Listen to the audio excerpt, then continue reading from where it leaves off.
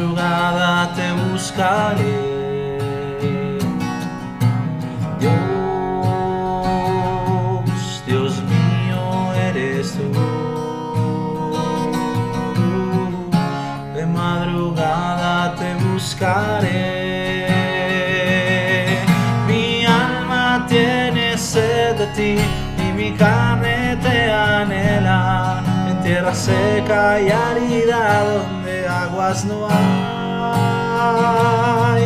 Mi alma tiene sed de ti y mi carne te anhela. En tierra seca y árida donde aguas no hay.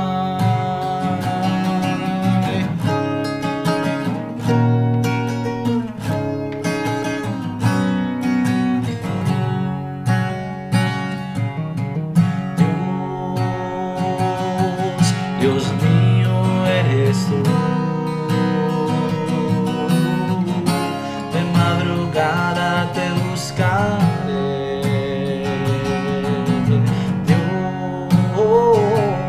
Dios, Dios mío eres tú. De madrugada te buscaré. Mi alma tiene sed de ti y mi carne te anhela. En tierra seca y árida donde aguas no hay. Mi alma tiene sed de ti y mi carne te anhela. En tierra seca y árida donde aguas no hay. Mi alma tiene sed de ti y mi carne te anhela. En tierra seca y árida donde aguas no hay. Mi alma tiene sed de ti y mi carne te anhela. En tierra seca y árida donde aguas no hay.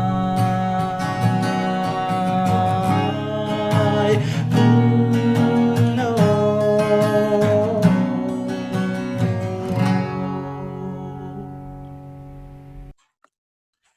Los cristianos somos el reflejo perenne de aquella obra gloriosa que el Señor hizo con nosotros. El mundo tiene sus ojos puestos constantemente en nosotros a razón de aquello que representamos. Representamos el beneficio, la bendición y la salvación de nuestro Dios. El mundo puede observar con claridad el cambio en cada uno de nosotros. El mundo puede observar nuestra transformación, contemplarla desde lejos y quedarse entonces con el deseo implacable y el juicio implacable también que viene sobre su propia conciencia a causa de que hemos logrado aquello que ellos nunca podrán lograr, o que de hecho nosotros tampoco, sino solamente por la gracia de nuestro Dios. Cuando el cristiano se encuentra sometido a diversas pruebas y vejámenes, cuando se encuentra sometido a las dificultades de la vida en cualquier aspecto de ella, el mundo está preguntándose, ¿dónde está nuestro Dios? El peso grandísimo que carga el cristiano es el peso de la crítica constante del impío a causa de cualquier cosa que pueda venir a nuestra vida. Se nos juzga porque todavía hay remanente de pecado en nosotros. Se nos juzga porque hay aflicción o dolor. Se nos juzga porque hay enfermedad. Se nos juzga cuando alguna dificultad o algún mal nos acontece. Somos aquellos que estamos a su vista, por supuesto. Brillamos con una luz que ellos no pueden brillar. Lo que molesta a la pobre bestia no es el peso de la carga, sino las ataduras que tienen sus lomos. Así, no es el peso de los males externos, sino el escozor interno de una conciencia amargada, no purificada ni curada por la fe, lo que aflige y turba a la pobre criatura. Así nosotros entonces estamos cargando un peso, y no es el peso como tal, los kilos que pueda tener, lo que causa agonía a nuestra alma, sino que de hecho es las ataduras que trae consigo lo que pone amargura sobre amargura. Antes de que podamos entrar al Salmo número 43, es necesario de que abordemos el segundo punto del Salmo número 42. Recordemos que el Salmo 42 y el Salmo 43 eran un solo salmo originalmente, y que estos dos salmos son salmos que se complementan, aunque el Salmo 43 parece presentar ya la victoria. Cada uno de los salmos se encuentra dividido por una especie de doxología. En cada una de ellas él termina con la expresión: ¿por qué te abates, oh alma mía, y por qué te turbas dentro de mí? Espera en Dios, porque aún he de alabarle, salvación mía y Dios mío. Nótese que en el Salmo número 42, en el versículo número 5, esta es la realidad. ¿Por qué te abates, oh alma mía, y por qué te turbas dentro de mí? Espera en Dios, porque aún he de alabarle, salvación mía y Dios mío.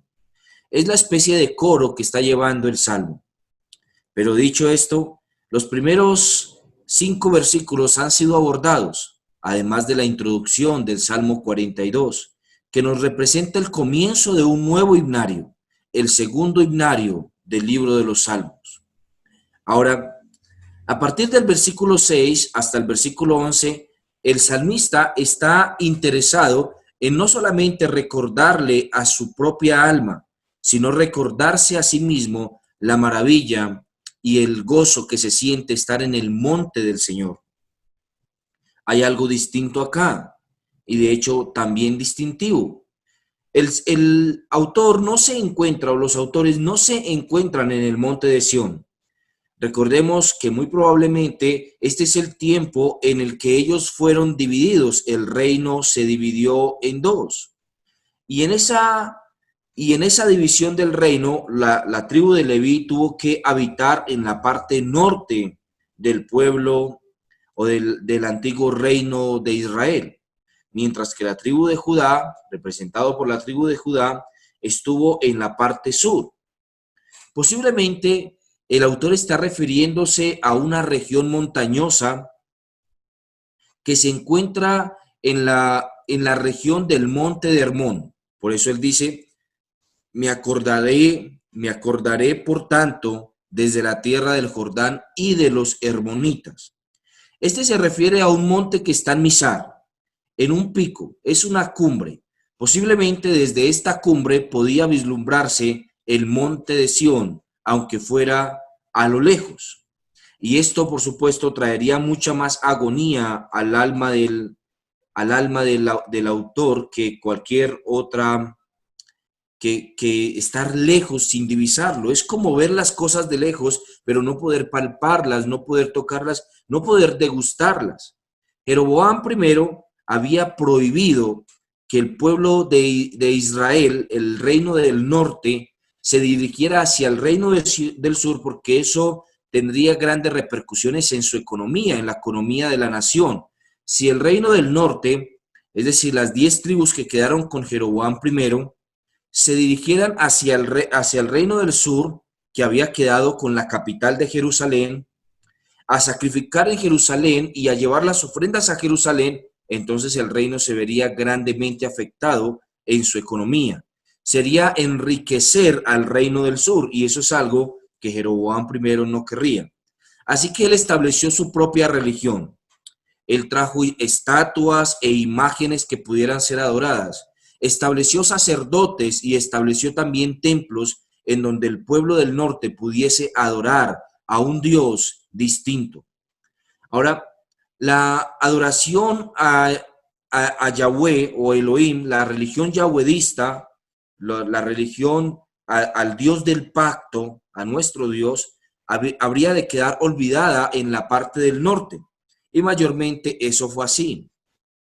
La parte del norte fue antes llevada en cautiverio y nunca más el reino del norte se restableció a causa de la gran idolatría que se produjo en Israel desde el tiempo cuando Jeroboam I colocó imágenes y estatuas para que el reino del norte adorara. En ese escenario, los cantantes del templo, los hijos de Coré y los hijos de Asaf, tendrían el reto de llegar ahora a una región desconocida donde la adoración ya no era la adoración de Yahweh, sino que la adoración era a dioses paganos y ídolos, a dioses muertos. Por eso, el reto que tenían ellos al poder vislumbrar y recordar aquella adoración que podían brindarle al Señor en los tiempos de David, en los tiempos de Salomón, quedaría totalmente en desuso a partir de ese momento en el reino del norte.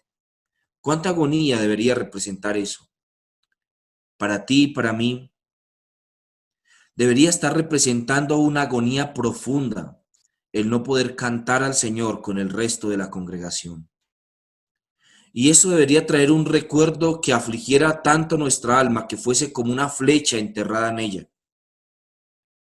Cuando en el versículo 7 el autor dice que un abismo llama al otro a la voz de tus cascadas, he notado con sinceridad que la mayoría de todos los comentaristas han pasado por alto el significado y el verdadero valor de esta expresión.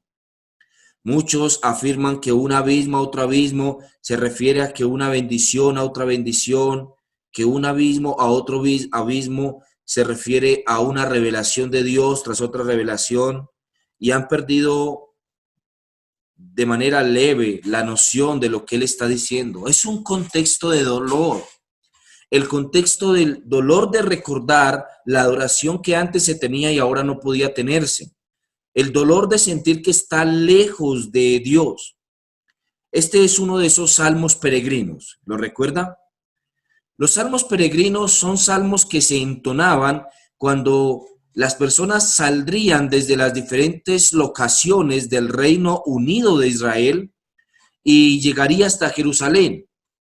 Ellos entonces, mientras caminaban, estarían cantando este himno, igual que el himno del Salmo 43. Yo no sé si usted ha experimentado una situación como esa.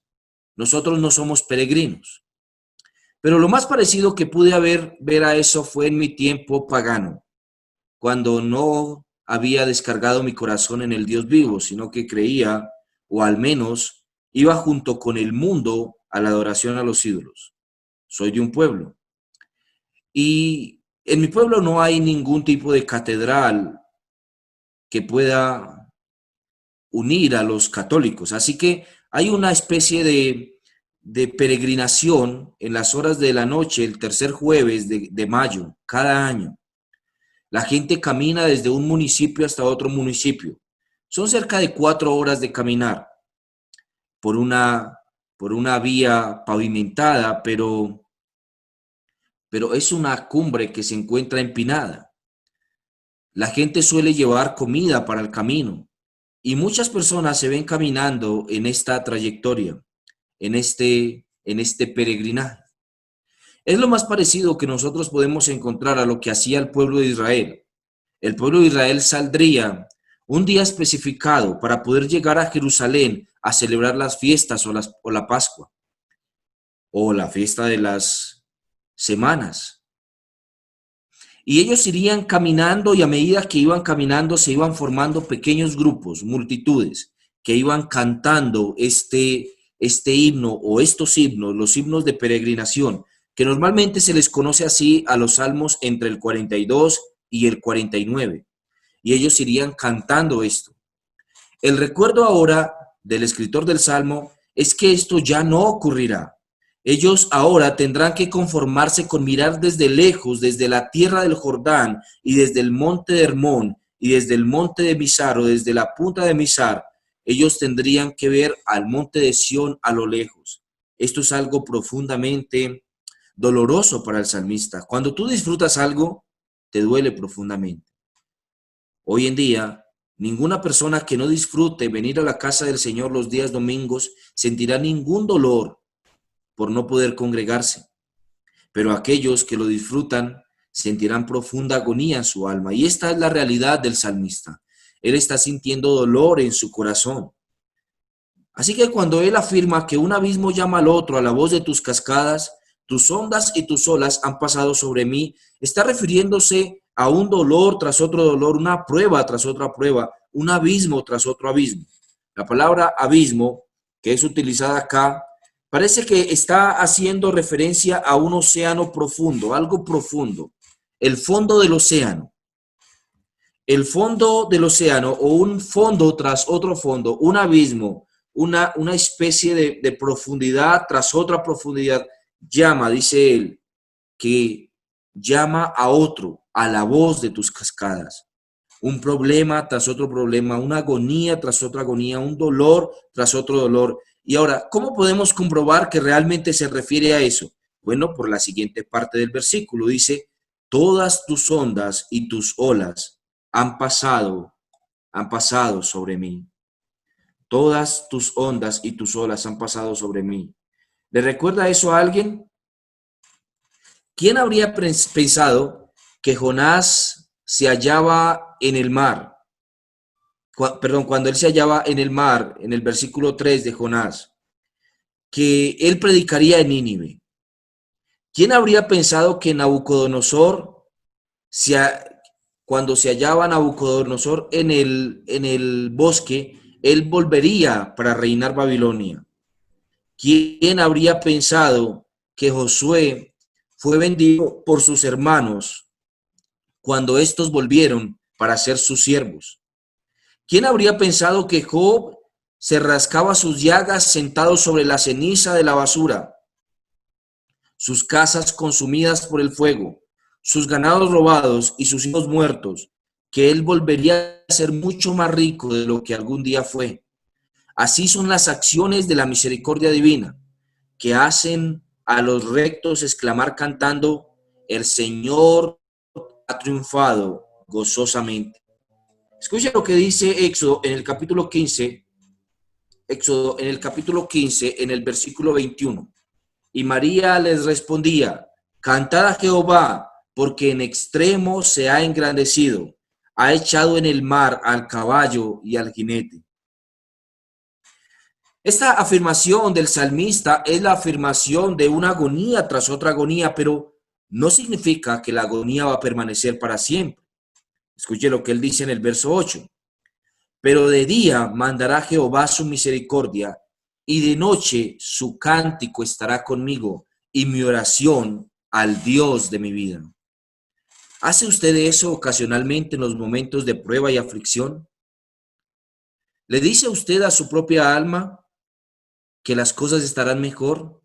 ¿Canta usted al Señor con la seguridad y la convicción que Él traerá refugio, reposo y refrigerio a su alma?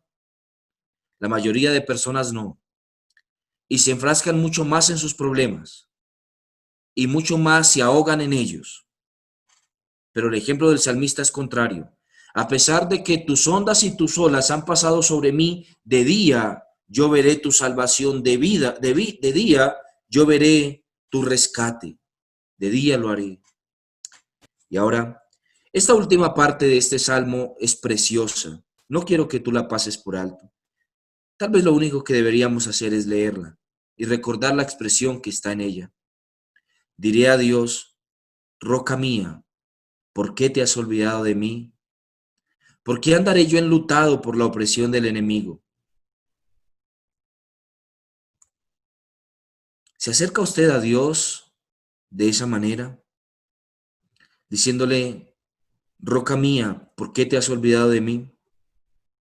Si somos sinceros, en muchas ocasiones nosotros venimos a la presencia del Señor de esa misma manera, viendo a Dios tan ausente que parece que se hubiese olvidado de nosotros, dejando de sentirle nuestro corazón, dejando de sentirle mientras oramos, dejando de sentirle mientras le cantamos, dejando de sentirle mientras dormimos o mientras leemos su palabra, sintiendo a Dios tan lejano de nosotros. Pero realmente no es Dios, tal vez somos nosotros. Pero podemos venir legítimamente a Dios diciéndole, ¿por qué te has olvidado de mí? Yo pienso que sí. El salmista lo ha hecho en muchas ocasiones. Nosotros podemos hacerlo. Es una especie de réplica y de agonía dentro de nuestro corazón en el que clamamos a Dios para que Él haga su intervención poderosa y portentosa en nosotros, en nuestro corazón, en nuestra vida. Es un clamor profundo y sincero, rogándole a Dios que por favor intervenga, que no se quede quieto ante nuestra agonía. ¿Por qué andaremos enlutados por la opresión del enemigo cuando tenemos tantos y tantos, tanto y tanto poder de parte del Señor para nuestra vida? Juan Calvino, al leer esta expresión, pensaba que se refería a la opresión de Satanás. Ciertamente, puede ser cierto. ¿Por qué andaremos nosotros afligidos por la opresión de Satanás? Algo es cierto, y es que en medio de los momentos de aflicción o de depresión en la vida de un cristiano, Satanás puede apoderarse realmente de su paz. Él ha de poder quitarle su paz y él, si no ha de utilizar la palabra de Dios para poder enfrentar las situaciones de depresión, entonces seguramente Satanás se apoderará de él al punto que hasta puede llevarle al suicidio. Uno de los grandes males del siglo XXI, del mundo poscristiano, es la depresión. Nunca se había leído tanto sobre este tema en la historia. Nunca se había visto tantas personas afectadas por esto a través de la historia, como en el tiempo de hoy. Entre más medios tecnológicos tenemos para estar cerca de las personas, más lejos estamos. Mientras más oportunidades tenemos y medios tenemos para poder tener la palabra del Señor escrita, mucho más nos alejamos de ella. Entre más relacionales deberíamos ser, mucho más nos encerramos en nosotros mismos. Este es el resurgir de un mundo posmoderno, en el cual las cosas de la vida que son importantes, sencillas, pero relacionales, van perdiéndose y vamos dándole paso a otras cosas: el estrés excesivo, la depresión, las enfermedades mentales y las demás cosas que nosotros observamos en nuestro contexto y en nuestras familias y en nuestras vidas. La afirmación del salmista es tan importante, tan preponderante para nuestro tiempo, es tan valiosa. Él está diciéndole a su propia alma: ¿por qué te abates, oh alma mía? ¿Y por qué te turbas dentro de mí? ¿Cuál es la razón? Él está identificando en su alma la razón primaria de su tristeza, no en su cuerpo, por lo menos en nuestro salmo, sino en su alma. Y él viene delante del Señor rogándole y diciéndole: ¿por qué has olvidado de mí? Un abismo llama a otro abismo a la voz de tus cascadas, tus ondas y tus olas han pasado sobre mí. ¿Por qué te has olvidado de mí? ¿Por qué andar enlutado por la opresión del enemigo? Algo claro debemos dejar con esto, y es que Satanás en ningún momento y de ninguna forma podrá utilizar algún tipo de estrategia espiritual contra aquel en el cual habita el Espíritu Santo. El demonio no tiene ningún poder sobre aquellos que han sido entregados totalmente al Señor, cuyo cuerpo es la morada del Espíritu Santo, cuya alma es la morada del Espíritu Santo. Ahora bien, nosotros entonces debemos ser intencionales en la lucha contra el enemigo, porque aunque el enemigo intente destruirnos, las herramientas que ha dejado el Señor para nosotros son eficaces en la lucha contra él. Recuerda la expresión de Pablo en el libro de los Efesios, en el capítulo 6, cuando él menciona la armadura de la fe o la armadura del cristiano. Es interesante notar, mis hermanos, que Pablo está citando cosas que son de este mundo, de esta dimensión al menos. Escucha lo que él dice: por lo demás, hermanos, fortaleceos en el Señor y en el poder de su fuerza, vestidos de toda la armadura de Dios, para que podáis estar firmes contra las acechanzas del diablo, porque no tenemos lucha contra sangre y carne, sino contra principados, contra potestades, contra gobernadores de las tinieblas de este siglo, contra huestes espirituales de maldad en las regiones celestes. Y ahora escuche. Esperaríamos que él nos diría: métase a su cuarto y haga guerra espiritual, pero al contrario, lo que él está diciendo es esto: tomad la armadura de Dios para que podáis resistir al día malo. y habiendo acabado todo, estad firmes. Estad pues firmes, ceñidos vuestros lomos con la verdad, y vestidos con la coraza de la justicia, y calzados los pies con el apresto del evangelio de la paz. Sobre todo, tomad el escudo de la fe, con que podáis apagar todos los dardos del maligno, y tomad el yelmo de la salvación y la espada del Espíritu, que es la palabra de Dios, orando en todo tiempo, con toda oración y súplica en el Espíritu, y velando en ello con toda perseverancia y súplica por todos los santos. Qué interesante notar estas cosas que él está diciendo. La firmeza se da al colocarnos un cinturón, la correa, al colocarnos la correa en nuestra cintura, y la correa es la verdad. Luego nos vestimos con la coraza. ¿Con qué coraza? Con la coraza de la justicia. Y nos calzamos los pies con el apresto del evangelio de la paz. El calzado, la coraza, el, el calzado, la coraza, y colocándonos la correa o la correa, tomando el escudo que es la fe para apagar los dardos del enemigo, el yelmo que es, o el yelmo de la salvación, y finalmente la espada del Espíritu, que es la palabra de Dios. ¿Se da cuenta? Cada una de esas cosas no hace parte de la dimensión espiritual en la que algunos quieren estar sumergidos. Esto no hace parte de una especie de lucha en la que nosotros entramos a nuestra habitación y empezamos a reprender a Satanás una y otra vez por horas y horas.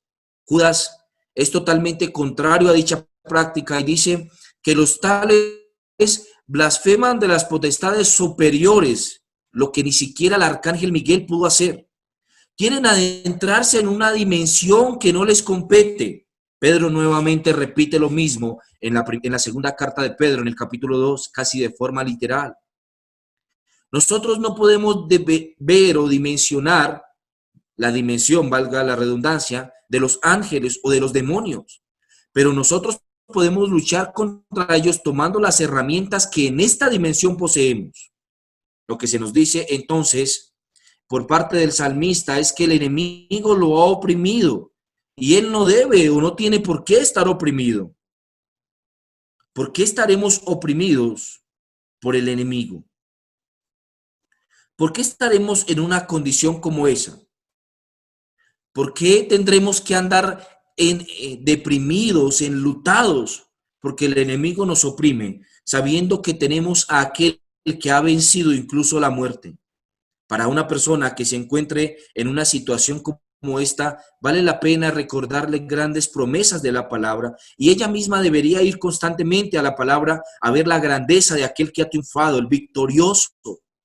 El victorioso ha dicho que aquellos que aman a Dios, todas las cosas le ayudan para bien. El victorioso ha dicho también que ni ángeles, ni principados, ni potestades, ni lo presente, ni lo futuro, ni ninguna otra cosa creada nos podrá separar del amor de Dios que es en Cristo Jesús, Señor nuestro. Oh, mi hermano amado, ¿por qué has de andar enlutado por el enemigo cuando has sido comprado a precio de sangre por nuestro Señor Jesucristo? ¿Por qué has de andar deprimido cuando nuestro Rey de Gloria ha muerto en la cruz por nosotros? Cuando Él ha sido nuestra justificación, nuestra evidencia de salvación, cuando Él ha sido quien ha cargado por nosotros el pecado. Toma ánimo, toma fuerza, porque aquel que es nuestro Señor ha vencido para siempre.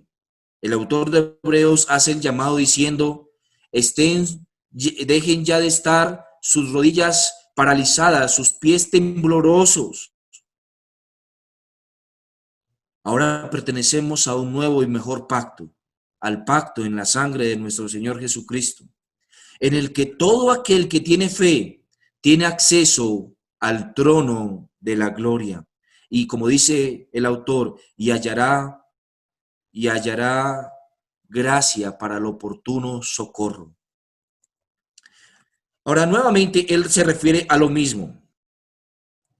La pregunta de los impíos siempre será, ¿dónde está tu Dios? ¿Dónde está tu Dios? Pero nuevamente nosotros nos predicamos a nuestra propia alma diciéndole, ¿por qué te abates, oh alma mía? ¿Y por qué te turbas dentro de mí? Espera en Dios, porque aún he de alabarle, salvación mía y Dios mío. Qué maravillosa expresión, ¿no le parece? Cómo de alguna manera nosotros debemos predicar a nuestra propia alma para encontrar regocijo, para encontrar o para entregar a ella un poco del valor glorioso de lo que el Señor nos ha dado.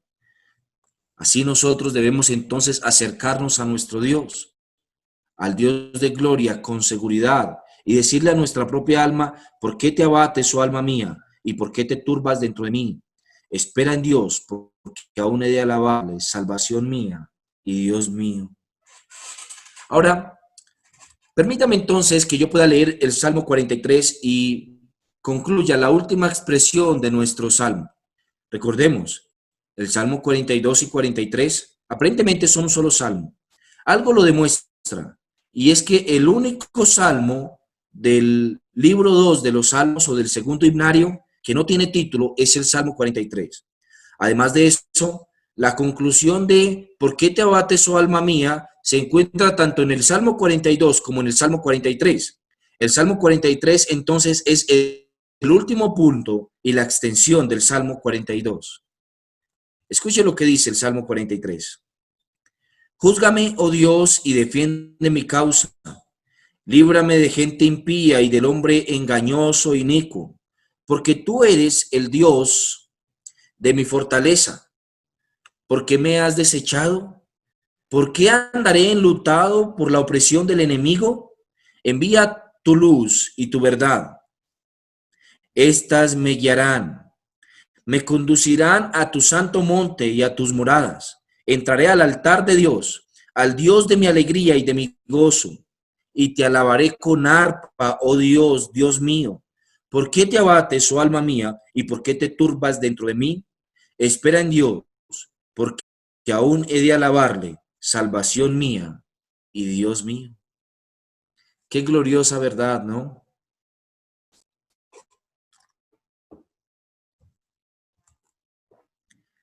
Esta parte de nuestro salmo representa la liberación de aquel que estaba gimiendo por las corrientes de las aguas. No, recuerdo nuevamente, no junto al río. Ese por no significa dentro de, sino que significa que lejos de, lejos, él está lejos y gime por poder encontrar la corriente de las aguas. Este que estaba gimiendo por la corriente de las aguas, ahora en el Salmo 43 va a dedicar todos sus esfuerzos a poder y cantar al Señor por la liberación que Él ocasiona y ocasionará en su vida. Él pide que Dios le juzgue y que defienda su causa. Nadie podría hacer eso a no ser que esté seguro de que está actuando en justicia. Puedo reírme de las lucubraciones de la mente humana si sé que el Señor se encuentra a nuestro lado. Podemos reírnos de las cosas que pasan por nuestra mente, de la depresión aparente que aparece en ella. Podemos reírnos de los problemas y de las aflicciones cuando nosotros sabemos que el Señor es quien defiende nuestra causa. Podemos reírnos de nuestros enemigos, reírnos de los que nos acusan. Podemos reírnos de Satanás y reírnos del mundo y los impíos cuando sabemos que el Señor defiende nuestra causa. Tener tal seguridad nos da valor para enfrentar lo que sea. Hace algún tiempo pude leer la historia de un misionero que se encontraba haciendo su trabajo de misiones al Señor en la India. Él tuvo grandes problemas en medio de su trabajo misionero y de su predicación del Evangelio del Señor Jesucristo. Una noche fue junto con algunos de sus amigos Algunos de ellos realmente solamente eran hipócritas que se acercaban a él y de hecho se encontraban hastiados de él.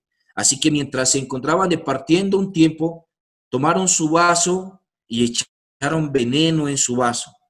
El misionero lo sabía, pero aún así se acercó a ellos junto con el vaso después de esto y bebió el vaso sin ningún problema.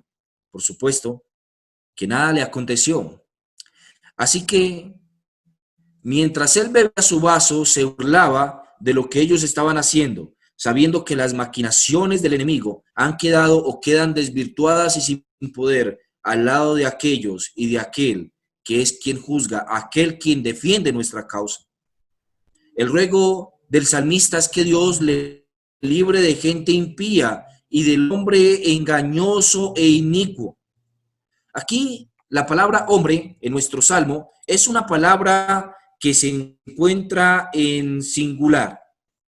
Parece que no se está refiriendo a muchos, sino a uno en particular, aunque al principio del salmo él sí ha dicho gente impía. Parece que abarca mucho más que una sola persona. Aún así, puede ser que se está refiriendo a mucha gente, pero que se encuentra representada por alguien en especial. Cabría perfectamente esto en el contexto de Jeroboam I, el hombre impío de los impíos, el que hizo que el pueblo se desviara para la adoración a los ídolos, un hombre engañoso y también inicuo, que vino delante del pueblo de Israel como si fuera su libertador, para liberarlos de la opresión que traería al hijo de Salomón, pero al contrario, Dios entrega estas tribus a la idolatría, que el mismo Jeroboam preside sobre ellas. Ahora, ¿por qué nosotros deberíamos rogarle a Dios que sea el quien nos libre y no acudir a nuestros esfuerzos humanos de venganza o incluso a las fuerzas humanas que nos pueden dar? Bueno, el salmista nos dice que es porque tú eres Dios, porque tú eres el Dios de mi fortaleza. La pregunta, ¿por qué me has desechado? ¿No nos sentimos acaso nosotros así? ¿No nos sentimos así tantas veces? Cuando nosotros tratamos con infieles, no es de extrañar que ellos sean injustos, y por ello no se puede esperar que traten con justicia a su pueblo los que no son los que no son fieles a Dios. Ellos nunca tratarán a aquellos creyentes con algún tipo de respeto o de veneración. Odian al rey y no pueden amar a sus súbditos. Ellos odian a Cristo y no pueden amar a aquellos que siguen a Cristo. La opinión popular pesa para muchos, pero la opinión divina tiene mucho más peso para los que poseen la gracia. Una palabra de Dios pesa más que más de 100,000 discursos de los hombres. El que confía en Dios en todas las cosas lleva un escudo de bronce en su brazo y las flechas de la calumnia no podrán tocarlo ni clavarse en él. Escuche lo que dice Nathanael Holmes. Ahora bien, Dios no puede en justicia castigar dos veces. Por lo tanto, habiendo sido herido Cristo, los creyentes han de ser curados. A los creyentes se les ha impugnado la justicia de Dios. Por ello, Dios tiene que tratarlos como trata su propia justicia. Él debe tratarlos como trata a Cristo mismo. Nosotros no somos ausentes o ajenos a las aflicciones de Jesús. El mismo Jesucristo, en un momento específico, fue entregado a sus enemigos. ¿Recuerdas Getsemaní? En el monte de Getsemaní, Jesús fue entregado por el beso traidor de Judas. Y en el monte de Getsemaní le preguntaron, ¿eres tú el Cristo? Lucas nos deja ver esta escena de forma preciosa. Nos dice que cuando le preguntaron esto a Cristo y él responde, yo soy, todos aquellos que se encontraban allí cayeron de rodillas delante de él. Oh, mis hermanos, qué escenario más precioso. ¿Puedes imaginártelo? Que cuando el Señor diga yo soy, los enemigos caigan de rodillas. Que cuando el Señor decida mirarte con gracia y acordarse de que tú estás en aquella prueba y aflicción y ayudarte, tus enemigos caerán de rodillas delante tuyo, como cayeron delante de los pies del Señor. La incredulidad definitivamente es un asunto de ciegos. La incredulidad es ciega y también ciega a la gente, en el sentido de que la incredulidad no le permite ver el rescate de parte del Señor. El que es el autor de una prueba misteriosa es el que mejor puede explicárnosla, nuestro Señor.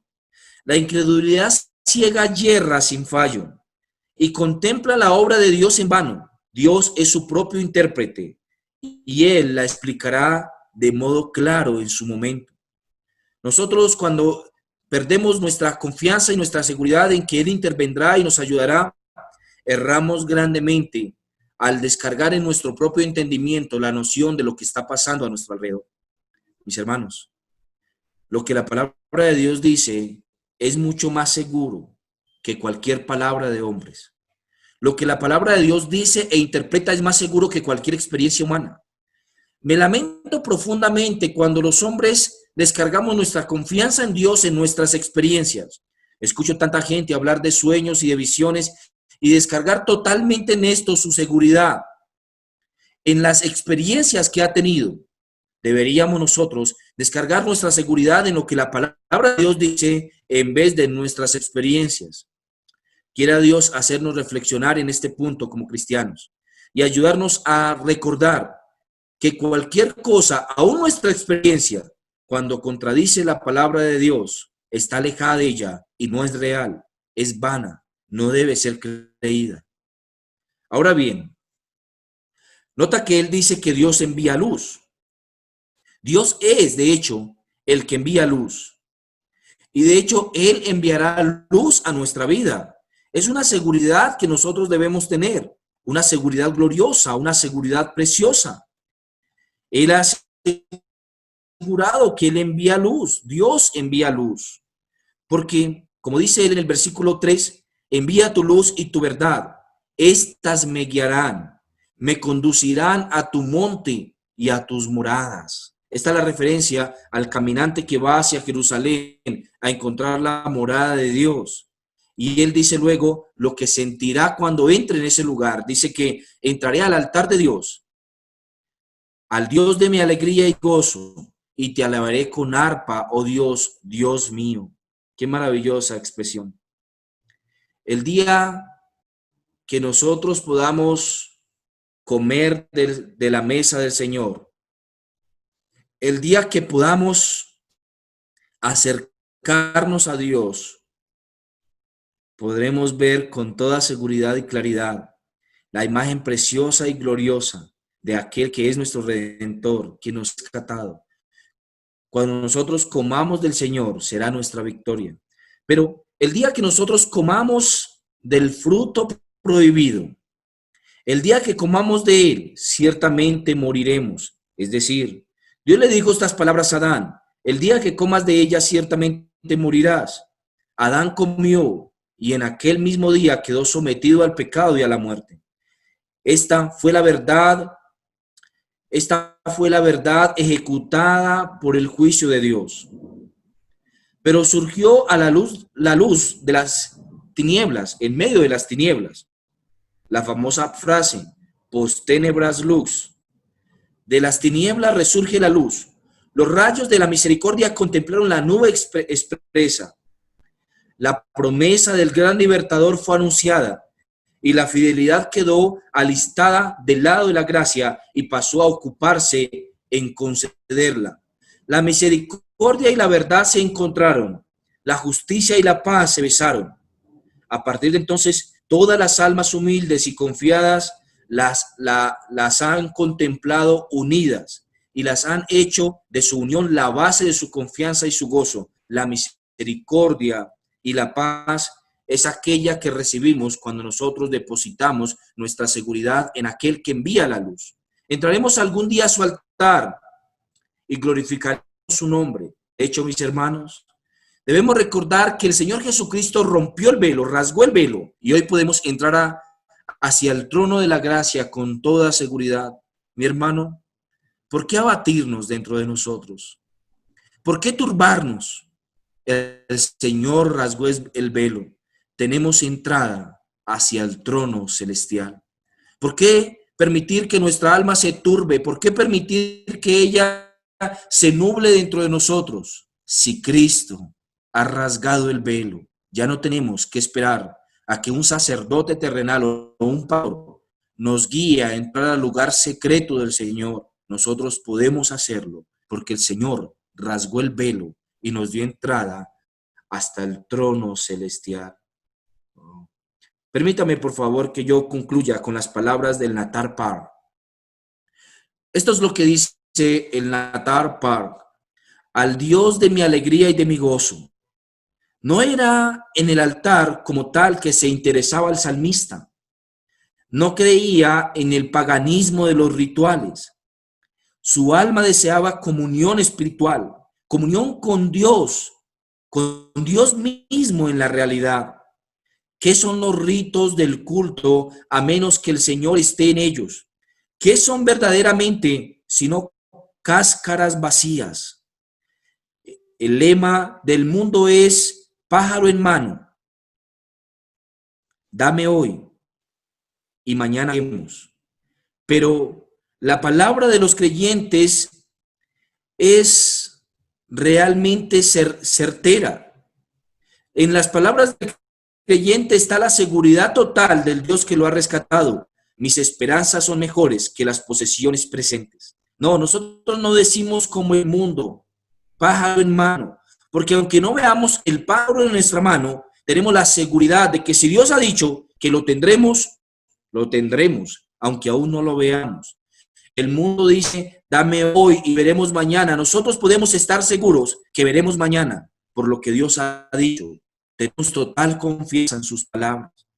Mis hermanos, ¿por qué gemir como gime el siervo por las corrientes de las aguas? Cuando nosotros podemos decir a nuestra alma, ¿por qué te abates, alma mía? ¿Y por qué te turbas dentro de mí? Espera en Dios, porque aún he de alabarle, salvación mía y Dios mío. Permítame, mi hermano, que yo resalte esto. Estos dos salmos son salmos para gente que ha disfrutado de la presencia del Señor y que se ha alejado del deleite de esto. Estos dos salmos son salmos para gente que ha perdido su primer amor. Estos dos salmos son salmos para gente que se ha olvidado del gozo de su salvación. Para la gente que dentro de ella habita el Espíritu Santo contristado de forma permanente. No, mi hermano, mi amigo, tú no tienes que vivir así. Tú no tienes que vivir con la ausencia del Espíritu dentro de ti. Clama al Señor y confía en Él. Vuélvete al Señor. Acércate a Él. No seas tan necio, como si fueras un siervo que a pesar de que se encuentra lejos de las aguas no clamara, no llorara, no suplicara. El siervo lejano de las aguas, cuando no brama desesperado, lo único que puede hacer es esperar que la fiera venga y lo devore, que alguna bestia venga y lo devore. El olor atraerá a las bestias. Si tú, mi hermano amado y mi amigo, tú no clamas a pesar de tu condición, rogando al Señor que te acerque a Él más y más y que abra dentro de ti o que genere dentro de ti esa profunda pasión, tú serás en algún momento devorado por una fiera. Satanás anda como león rugiente buscando a quien devorar. Si tú pronto no reaccionas, verás cómo Satanás se burla de ti y pisa tu cabeza. Aquel que tiene la cabeza aplastada, según Jesucristo, aplastará tu cabeza. Qué panorama desolador y triste. Tú no puedes quedarte callado. Necesitas correr al Señor, bramar, suplicar para que Él haga su obra gloriosa y te vuelva a las corrientes de su espíritu, en el cual tú puedas sumergirte y dentro de ti se encienda la pasión de un corazón que no cesa de alabar y que no cesa de decir, espera en Dios, porque aún he de alabarle, salvación mía y Dios mío. Padre, no permita, Señor, que el enemigo se burle de nosotros. Muchos de nosotros estamos debilitados, Señor, debilitados espiritualmente. No percibimos la pasión y el fuego en nuestro corazón que se siente al estar cerca de ti, al escuchar tu palabra, al buscarte, al vivir para ti, para tu gloria. Señor amado, no nos entregues en manos tan. Ayúdanos a poder vestirnos con la armadura de la fe. No nos entregues en las manos del mundo, que ellos no digan dónde está tu Dios. Pero Padre, no nos entregues tampoco a las pasiones de nuestra propia alma, porque estamos combatiendo contra nuestra propia carne, Señor. Ayúdanos, Padre, a hacer mucho más que decir, espera en Dios, porque aún he de darle salvación mía. Y llévanos a gozarnos, como Él dice, a entrar a nuestro lugar secreto y alabarte con arpa, Señor, y cantarte en lo profundo de nuestra habitación y elevar a ti nuestras oraciones, porque estamos seguros que tú estás allí, Señor. Tú eres nuestro Salvador. Alma mía, espera en Jehová, porque aún he de alabarle, salvación mía y Dios mío. Amén y amén.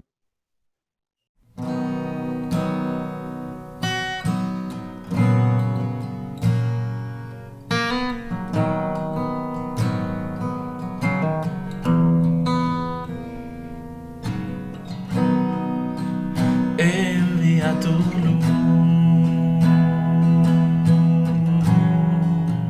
y tu verdad. Estas me guiarán, me conducirán a tu santo monte y a tus moradas, Señor. Entraré al altar de Dios, al Dios de mi alegría y de mi gozo, y te alabaré con arpa, oh Dios, Dios mío, te alabaré.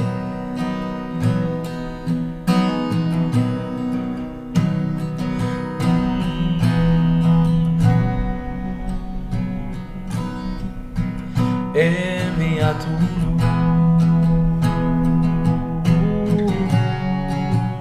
y tu verdad.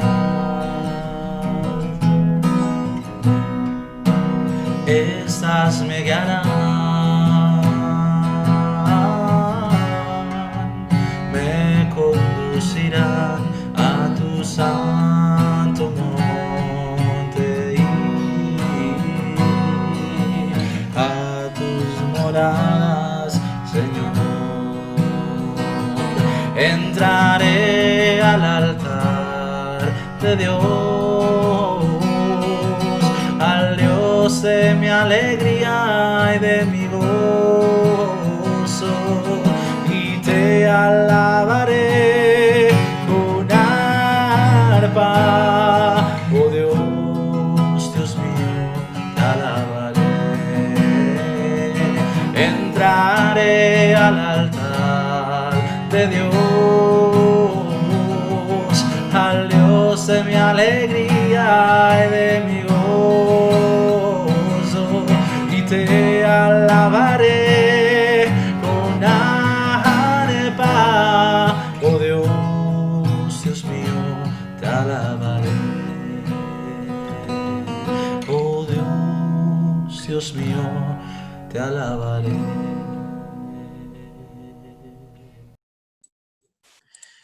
Que el Señor envíe su luz sobre nosotros en este día, mis hermanos. ¿Se imaginan eso? Cuando Moisés vio el rostro del Señor, vio al Señor en su espalda, perdón, su rostro brilló, se iluminó profundamente.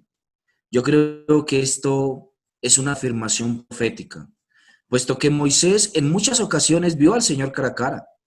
Así que esta experiencia fue una experiencia en la que el Señor mostraba a Moisés que vería al Señor solamente de espaldas.